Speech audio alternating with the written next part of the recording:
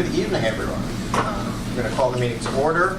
As a reminder to those of you watching us on YouTube, please note that the board meetings are being recorded for the convenience of those unable to attend. A recording and closed captioning will be posted to the Board of Education Retirement System YouTube channel following this meeting. Alex, can you please call the roll? Certainly. Peter Calandrella. Present. Isaac Carmignani. Present. Janelle Chacon. Present. Thank you. April Chapman is absent. Teal Zorkiewicz is absent. Deborah Dillon. Present. Thank you. Michael Kraft. Here. Vanessa Leon. Here. Gary Lennon. Here. John Matters is absent. Donald Nesbitt. Here. Thank you. Raymond Orlando. I am present. Okay, and Lori Pugvester, Benjamin Schuldinger, Stephanie Soto, and Evelina Zoria Aristi are out. We have a point. Terrific, thank you. We have a quorum. So let's note the minutes of the meeting of the Board of Education Retirement System held on June 21st. The first order of business, calendar item 1. I remind everyone that the minutes have been previously distributed to you all via our SharePoint site. Can I have a motion to consider the minutes? Thanks, Deb. Second? Thanks, Gary. Please raise your hand if you vote to approve the minutes. All in favor? Any opposed? Any abstentions? Peter and Vanessa, thank you. Okay. Next, we're going to turn to the Executive Director's updates. Mr. Rich, would you like to share remarks with us? That's okay. I would like to do that. We've got a little bit of time. Yep, No need so- to speed rush, as I usually do.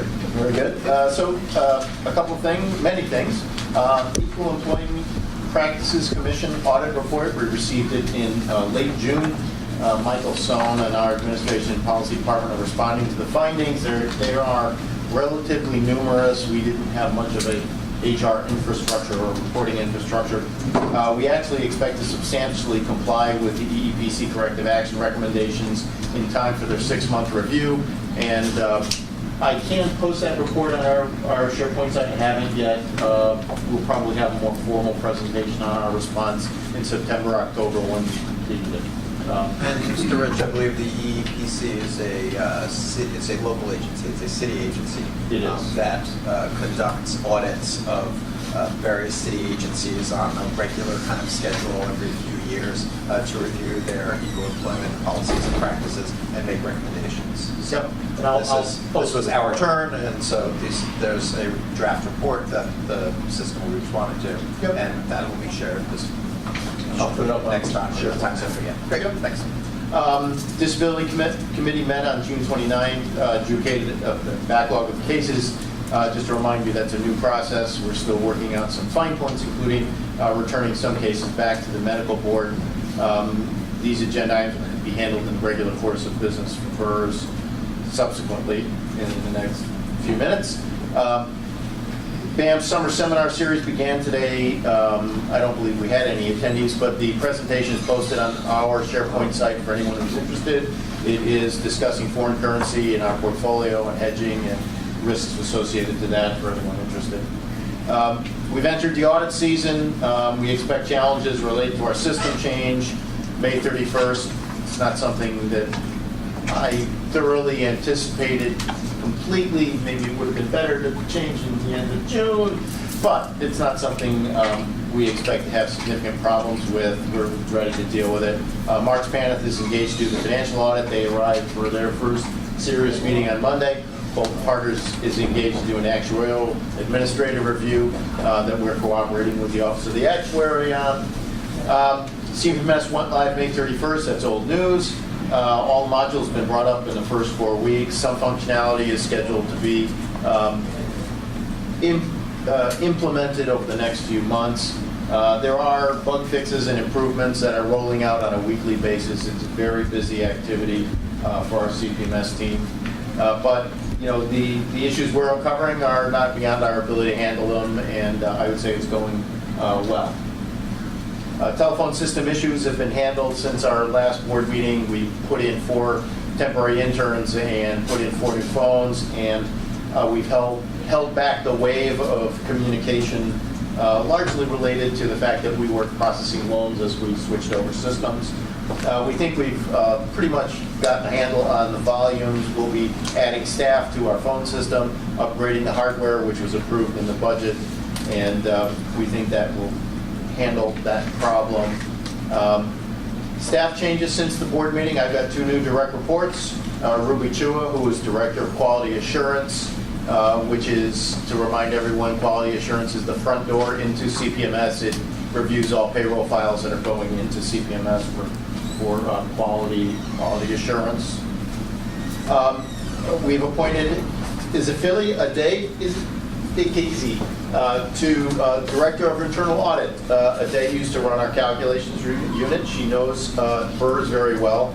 She will be an excellent internal auditor. She understands the business, and she will be provided training and staff. And this is a relatively new event for us. We haven't had a real internal audit staff for, well, years. We've been in transition. But we're putting it up, and Olena Andriashina is the new manager of calculations unit, and we did an operations shuffle. We took a number of people in calculations and a number of people in CPMS and switched them up. So we're kind of re-energizing calculations with people who know the system well, and we're taking people from calculations who know the calculations well and putting them in CPMS. It's going to help the organization deal with the transition. And then I think the final issue is you'll find this little notice in your green folder. It's also on the SharePoint site. Fiduciary Pension Trustee Fiduciary Conference. It's an opportunity to attend a New York-based event, October 3rd and 4th. This is an event organized by New York Law School, the New York City's Mayor of Office of Pensions and Investment, John Adler, and the Initiative for Responsible Investment. It's 2 days. It's at the New York Law School. It's local. We will pay for it. I would encourage people to go. We have 3 people who signed up, another 2 or 3 who have expressed interest, and I would encourage you to attend. And if I could just add to that, I know that many of you were delighted and surprised to learn that you would be also joining the Board of Education Retirement System Board when you agreed to join the panel for education policy. Some of you after the fact, but for what it's worth, I think that I'm of course delighted with how far we've come since I've been involved in this over the last few years with Sandy's assistance.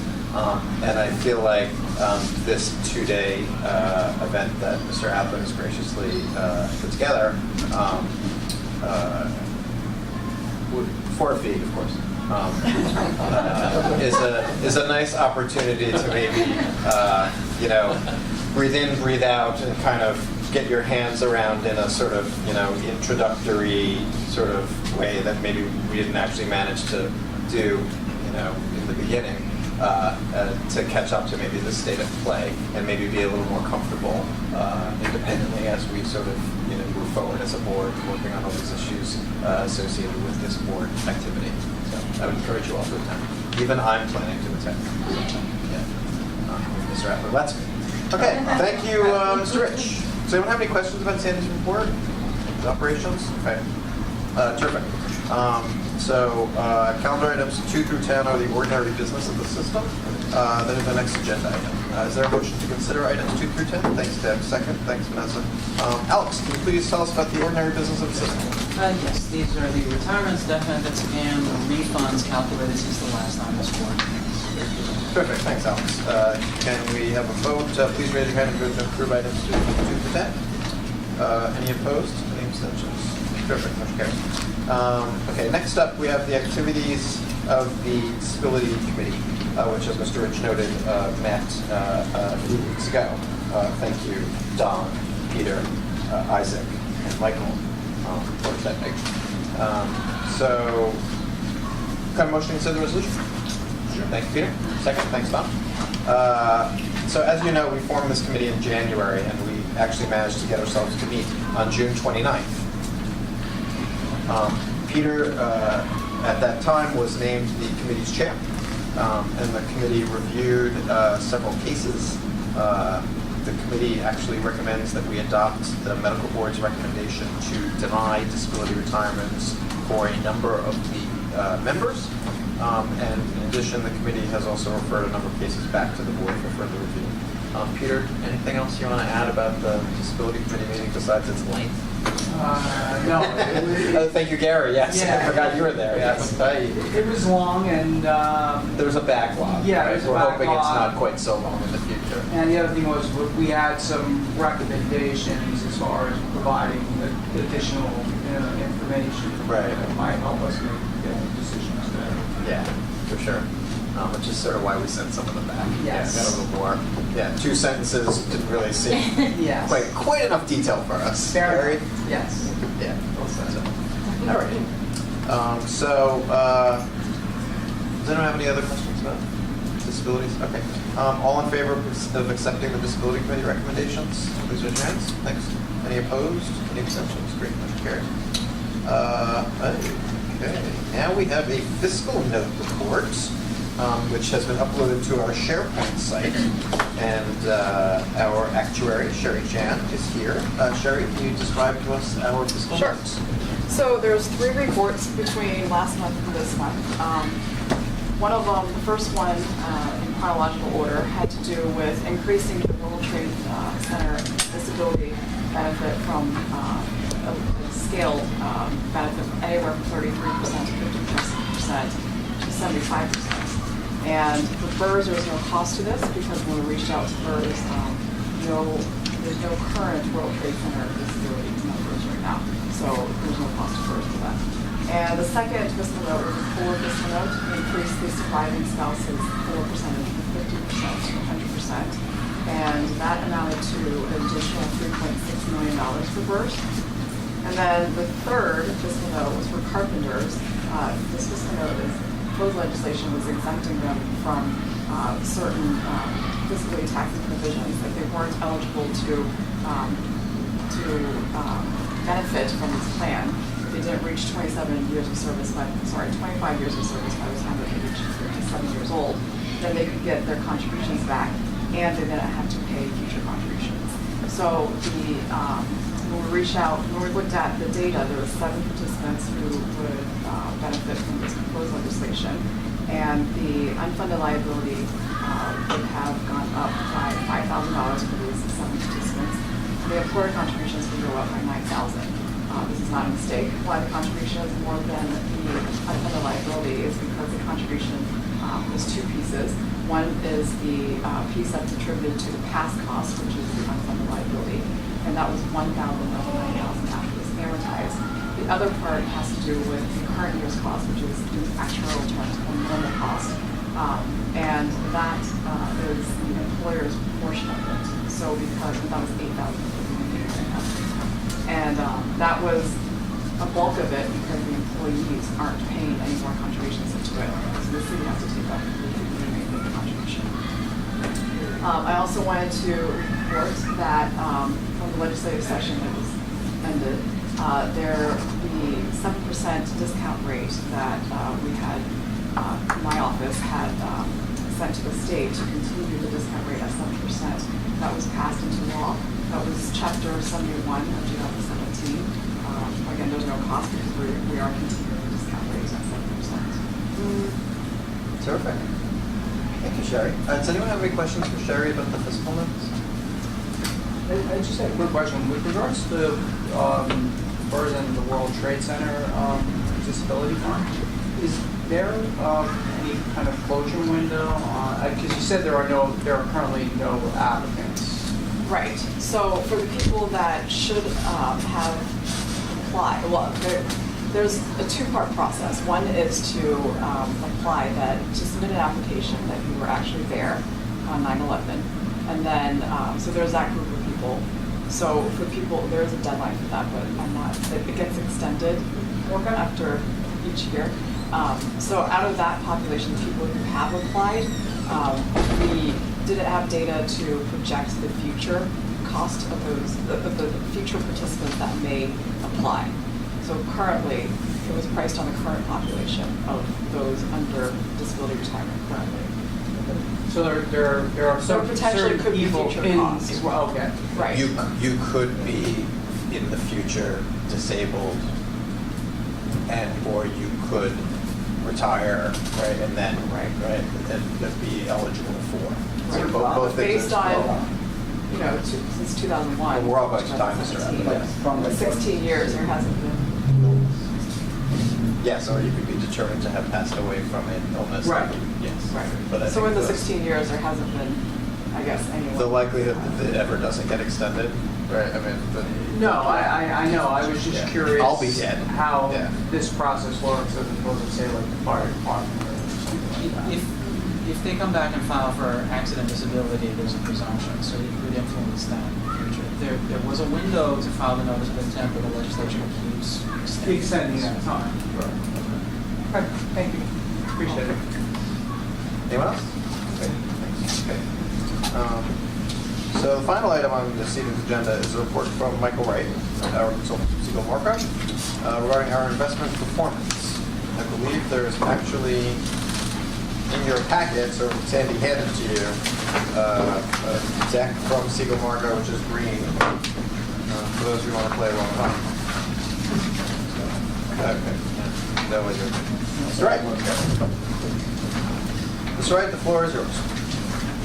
All right. If you sit next to me, you'll be on camera. No, we just, that was nice. Our lawyers told us we could talk about whatever we want. I assume someone's now fanning Mr. Adler because he just fainted. Mike, I think, you'll correct me if I'm wrong, we can move into executive session if we're going to be discussing specific investments, but this And we looks like will a not. high-level. Right. The very purpose of this, so this is the handout, some might have it on the SharePoint site, but the very purpose of this was to give a, I'll call it a 10,000-foot overview of what we view as the key items. We did our little fiduciary training session several months ago to talk about these items. I'll go through them.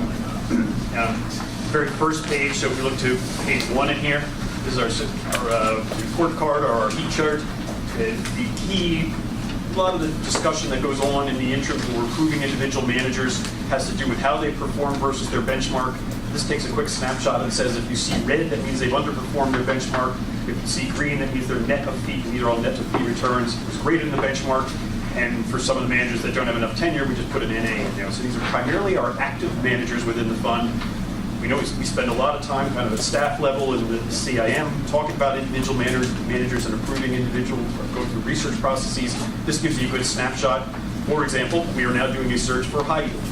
And you can see on in this chart that Shakeman, high yield bond, and Luba Sales, high yield bond are the two managers that we currently have there. Shakeman has relatively underperformed. We actually went through managers last week, so we're looking for other choices there. The other ones you don't see on this list anymore are one of the searches we did last quarter, or at the end of last year, was for a new emerging manager. So FIS was hired. FIS and Legato were hired for that slot. You'll see them go up in the chart as soon as they have a full quarter's worth of returns. So a quick snapshot that most of our managers, especially in the crucial 3 to 5 year period, are green. The ones that have red in that period are either ones that we're looking at or ones where we think that relative underperformance can be wiped out by 1 or 2 good quarters. And that brings us to part 2, and over on the left, very good numbers.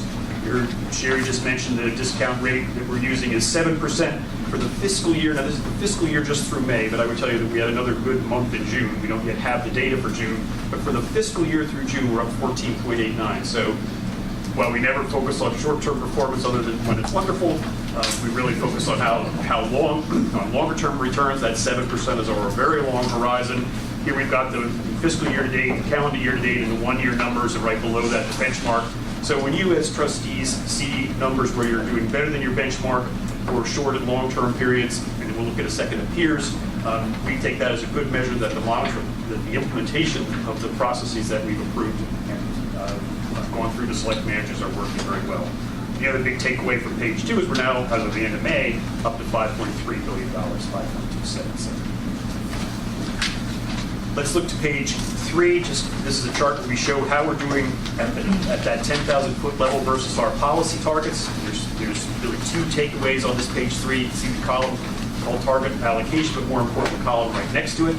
That shows us our kind of over and under versus the asset allocation that this group of trustees approved last year as part of the rebalancing and updating of the long-term expected return for this fund. You see slight overweights to domestic equities and international equities, 4.7% and 3.3% respectively, and then relative underweights to what I'll call the illiquid asset classes, and we'll get back to looking at some of those specific liquid underweights in a minute. But the key takeaway from this is they about balance out of the differences, and because we are not able to invest as quickly as we would like in private equity and infrastructure and real estate, we therefore hold those excess assets mostly in domestic equities. The so-called placeholder policy that we use on an implementation and operating basis, and that has us overweighted in domestic equities. Bureau of Asset Management continuously gives us kind of revised estimates of where those placeholders should be. We're actually looking at a new one right now because we have made some infrastructure investments since this report was put together at the end of May. So we'll be updating this chart on a regular basis. Let's skip page 4 and go to a date which is actually as of March, but since we didn't get a chance to talk about it, and I know it comes up at the SIN meeting, I think it's important when we start to talk about long-term returns and how we're doing versus our benchmark, we should also talk about how we're doing versus other public pension plans of our size, greater than $1 billion. And this ranking, these window kind of charts that show on page 5, take that peer group of, I think, I want to say there's over 50 different plans in this. And let's just look at the 1 and 5 year periods, for example. I tell you, our goal would be to try to be in the top third of the peer group. So this chart takes the peer funds, ranks their returns from high to low, breaks them into quartiles, so we don't plot the top 5% and the bottom 5% because there's always some outliers in there. But if we look at the 1 year period through March now, our return was 13.8% for that trailing 1 year. And that put us in the second percentile, so better than 98% of the other public funds of similar size that we track. As I said, we'd like to be in the top third, and if you look right below that, you see that the benchmark is the pure index approach within about the top third, 12%, with a 12% return for the 1 year. The good news about that is it shows that our active management, the ability to hire those other managers we saw on page 1, is working well for us. It's adding value versus we had just had the whole fund index. Slide your finger across to the longest period we have here, which is the 5-year average annual return, has been 8.8%. Now, 5 years in consulting kind of view is about the minimum we want to look at for determining how we're doing versus our benchmarks. We're slightly ahead of the benchmark, only about 0.3%, but we're beating 87% of the peer group out there. So again, we're well ahead of where our peers are. That has to do with our asset allocation, in particular our real estate and our non-U.S. allocation. That's really helped our return. But from a monitoring and top-down point of view, when you see your fund ahead of the benchmark and ahead of the group of peers, we feel that's excellent performance. Michael, if I may, the 882 in the 5-year return. Sherry reminded us that the legislature passed the 7% target again, right? So this, again, we're not trying to make 7 every year. We're trying to average over a long period of time 7, and over 5 years, which is not a super long period of time, but is longer than 3 months, right, or a quarter or two. It's at 82, so it's kind of it's a nice finding. Right, and to Ray's point on page 6, you can see we don't make it every year, right? 2015, showing on page 6, for the 1 year, we were actually down. We had a negative return. And despite that, we expect some level of volatility, our high equity position. Despite that, we're still in that top third and ahead of the benchmark for the 5 years. And then the very last page, just to conclude here, is a delightful chart here we call our chairman asked what is our progress toward the illiquid assets and our ability to be able to commit these assets to private equity, to real estate, and to infrastructure. Those are the 2 partnership kind of structures that we have. They're not publicly traded. I would tell you our goal, our objective here is that we probably need to be slightly higher than our target investment over time just because of the amount of cash we get back flowing back from these. But the key takeaway there at the top is that, for example, the private equity investment policy target back from that prior page is to have 9% of our $5 billion in private equity assets. And right now we've got about half that, right? A little over 5% is actually committed. So the remaining amount to go there, 3.99%. And you can see respectively for each of the other ones, we're probably farthest behind in terms of finding new ideas in our real estate, in our infrastructure component. We've got very low exposure there. Now, we have approved just 2 more investments in that over the past quarter. We just haven't seen those get committed yet. But the goal, the takeaway from this chart would be that we've got a lot of progress toward the goal of hitting that target policy is occurring. And at this point, we probably want to have about $1.1 billion of assets all into these illiquid asset classes, and we're about halfway there. So glad to take any questions. Does anyone have any questions for Michael about the deck? Yes, thank you, Gary. Just one question, back on page 6. So if I'm reading this correctly, 5 versus 6, 5 is looking at all just sort of 1, 3, and 5-year plans, and then 6 is the composite of all those combined, looking at it in respect to each year. Right, 6 breaks them out, shows how we did each one. Okay, all right. Same number of funds, same $1 billion plus plans. Anyone have anything else for Michael? Great, Michael, thank you. Okay, I'd like to go into executive session and talk to you all for a minute or 2 about some stuff. Can I have a motion? Thanks, Vanessa. Second, Deb, thanks. All in favor, please raise your hands. Great. You turn the camera on. We're back in public session. During public session, a personnel matter was discussed, and relevant information about that will be reported out at a future date. So that's all the business we have. Does anyone have anything else for the system this evening? Great. Can I have a motion to adjourn? Thank you, Don. Second. Thank you, Vanessa. All in favor, please raise your hands. All opposed? Any abstentions? Motion carries. Meeting is adjourned. Thank you so much. Thank you. Thanks, guys.